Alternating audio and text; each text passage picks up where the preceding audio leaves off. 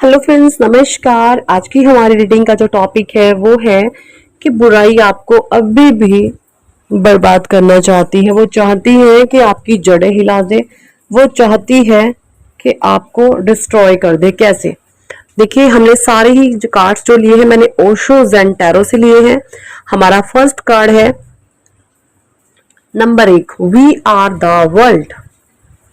Transformation, the lovers, exhaustion number 9, sharing, adventure, cleansing to the past, new vision। cleansing to the past का जो number है वो 5 है। New vision का card है। ऑर्डिनरीनेस का कार्ड है number 8, success number 6 and rebirth. Bottom deck में है रीबर्थ। रीबर्थ यानी वन की एनर्जी 2 बारी आई है। वी आर द वर्ल्ड भी वन की एनर्जी है और रीबर्थ भी वन की एनर्जीज है। अब ये चीजें क्या है, क्या बता रहे हैं कार्ड्स आपके बारे में? देखिए, बुराई। बुराई क्या है? सबसे पहले इसको समझे। बुराई है वो लोग जो खुद डिप्लीट है, आपको डिप्लीट करना चाहते हैं। वो एनर्जीज जो नेगेटिव है, वो सिचुएशन जो खुद गलत है और आपको गलत बताने की कोशिश करती है। देखिए, वी आर द वर्ल्ड का कार्ड क्या बता रहा है? ये कार्ड बता रहा है कि भाई आप को परमात्मा ने इस कदर एक खड़ा कर दिया है।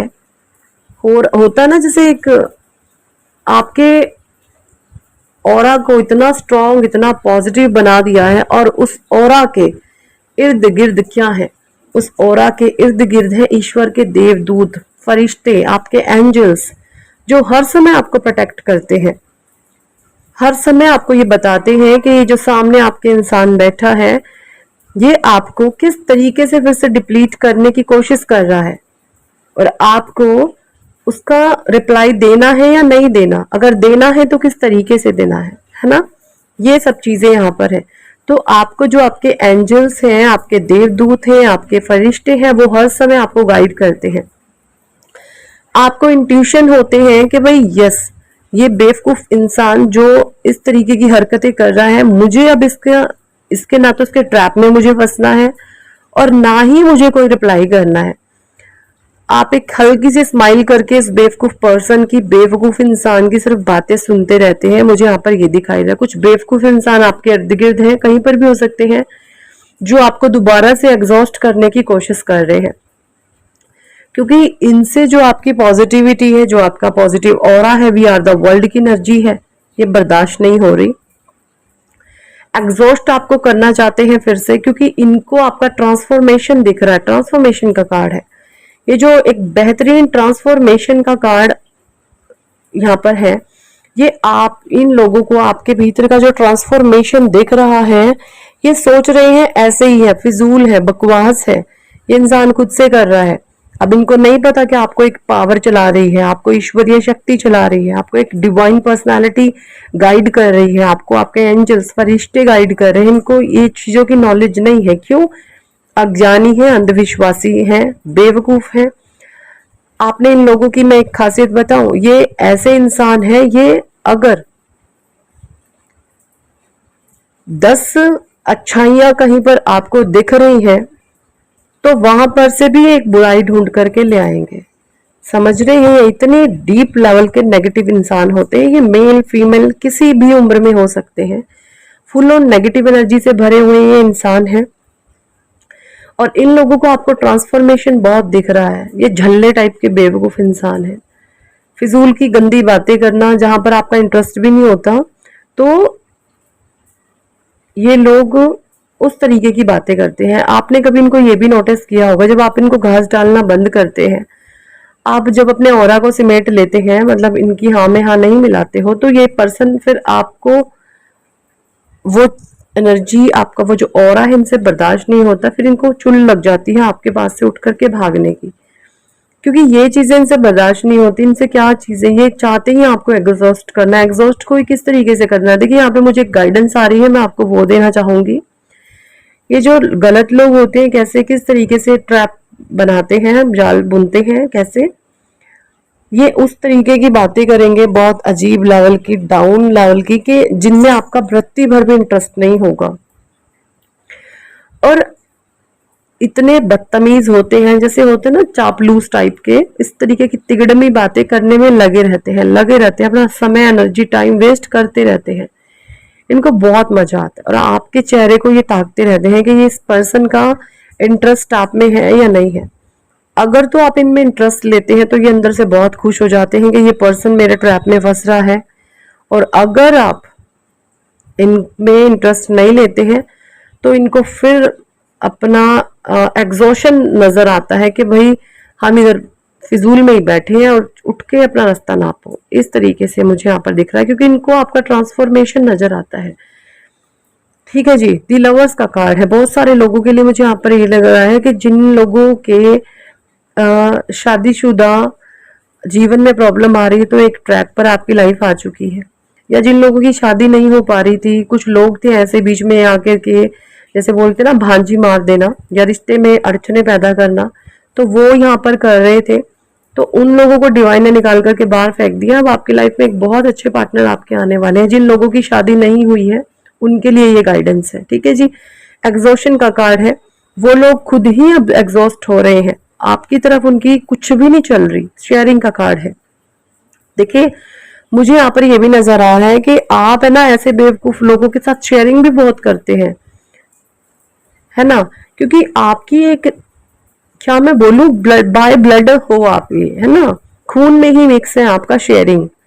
मतलब आप चाहते हैं कि भाई गलत लोगों के साथ मुझे ये चीजें नहीं करनी, कुछ लोग गलत हैं और मुझे वहां पर शेयरिंग करके एक नुकसान ही उठाना पड़ जाता है, बट फिर भी बाय डिफॉल्ट एंड चीजें ऑटो मोड पर चलती रहती हैं शेयरिंग को लेकर आपके अंदर। आपको पता ही नहीं चलता आप कब में शेयरिंग कर लेते हैं। यानी कि कुछ चीजें ऐसी हैं जो बाय ब्लड है, ऑटो मोड पर फिक्स है। तो ये जो नेचर है ना आपका, ये एक्चुअली परमात्मा भी चेंज करवाना नहीं चाहते। ये जो शेयरिंग को नेचर, आपका शेयरिंग नेचर है ना, ईश्वर भी चाहते हैं आप इसको और ज्यादा एक्सपैंड करें, है ना, क्योंकि शेयरिंग, जो शेयरिंग करता है वो केयरिंग करता है और परमात्मा उसको बहुत देते हैं। तो ये जो शेयरिंग वाला नेचर है ना, ये तो आप, ईश्वर भी नहीं चाहते कि आप इसको बदलें, क्योंकि आप चाहते हैं इसको बदलना बट बदल नहीं पाते, क्योंकि ऑटो मोड पर फिक्स है, आपका कोई कंट्रोल नहीं है इस पे, है ना। तो यहाँ पर जो गाइडेंस है आपके लिए यहाँ पर ये है कि भाई शेयरिंग करें, बट ऐसे लोगों को फालतू अपने सर पे ना चढ़ने दे। शेयरिंग करें बस, दैट्स इट। सर पे चढ़ने की कोशिश करते हैं तो उतार करके तुरंत धड़ाम से उनको नीचे दे के मारे। ये चीजें यहाँ पर गाइडेंस आपके लिए आई है, क्योंकि आपके इमोशंस का, भावनाओं का फायदा लोग बहुत जम करके उठाते हैं, और यही नेगेटिव एनर्जीज लोग जो है आपको फिर से डिप्लीट करने की कोशिश करते हैं। एडवेंचर्स का कार्ड है। क्लींजिंग टू द पास्ट है। आपने पास्ट को क्लींस कर दिया है। जो भी कार्मिक बैगेज था आपका सारा क्लियर होता हुआ मुझे दिख रहा है। जो नहीं अभी तक हुआ वो इन फ्यूचर बहुत जल्दी हो जाएगा। न्यू विजन का कार्ड है। मुझे यहाँ पर ये दिखाई दे रहा है कि आपके सपने बहुत बड़े बड़े हैं भाई, बहुत बड़े बड़े आप सपने देखते हैं। आपका बहुत मन करता है मैं मेरा नेम फेम कमाने का।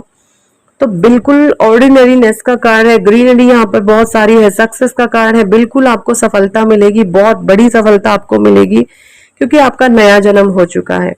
आपका नजरिया, आपकी सोच, आपके हाव भाव, आपका एटीट्यूड, आपका कॉन्फिडेंस लेवल, आपके काम करने का तरीका, एक नेक्स्ट लेवल पर आप आ गए हैं, है ना।